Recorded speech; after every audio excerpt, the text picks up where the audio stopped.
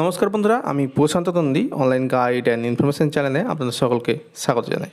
বন্ধুরা, এবারের বাজেটে ভূ আধার বলে একটি নতুন প্রস্তাব কিন্তু দেওয়া হয়েছে। তো বন্ধুরা, এই ভূ আধারটি কী? আমরা তো আধার কার্ডের নাম সকলেই শুনেছি এবং আধার কার্ডের কী কাজে লাগে সকলেই জানি।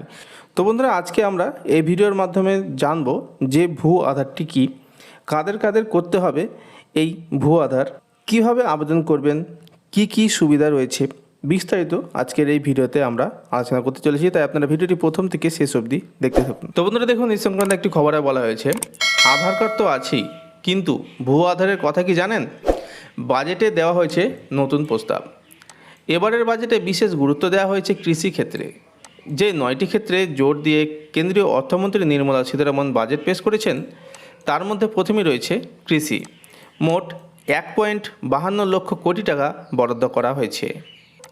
সরকারি হোক বা বেসরকারি, যে কোনো কাজের ক্ষেত্রেই আধার কার্ড অত্যন্ত গুরুত্বপূর্ণ। পরিচয়পত্র হিসেবে যে কোনো পরিষেবা পেতে গেলে, ব্যাংকের অ্যাকাউন্ট খুলতে গেলে কিংবা কলেজে ভর্তি হতে গেলে আধার কার্ড প্রয়োজন হয়। তবে ভূ আধারের নাম শোনেননি অনেকেই। সদ্য সাধারণ বাজেট পেশ করেছে অর্থমন্ত্রী নির্মলা সীতারামন। সেই বাজেটেই ভূ আধারের কথা উল্লেখ করা হয়েছে। অর্থমন্ত্রী প্রস্তাব দিয়েছেন, গ্রামীণ এলাকার সব জমির একটি করে আইডেন্টিফিকেশন নাম্বার থাকবে। সেগুলিকেই বলা হচ্ছে ভূ আধার। শহর অঞ্চলের জমির জন্য বিশেষ ব্যবস্থা নেওয়ার কথা বলা হয়েছে।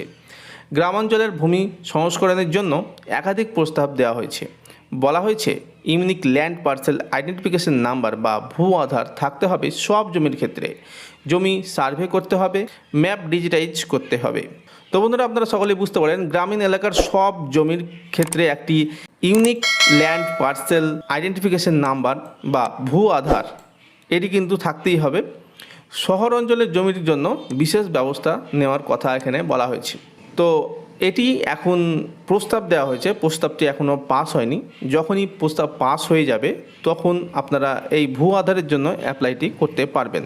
এই ভূ আধার কিন্তু সকলকেই করতে হবে, বিশেষ করে গ্রামীণ এলাকার কথা এখানে উল্লেখ করা হয়েছে জোর দিয়ে।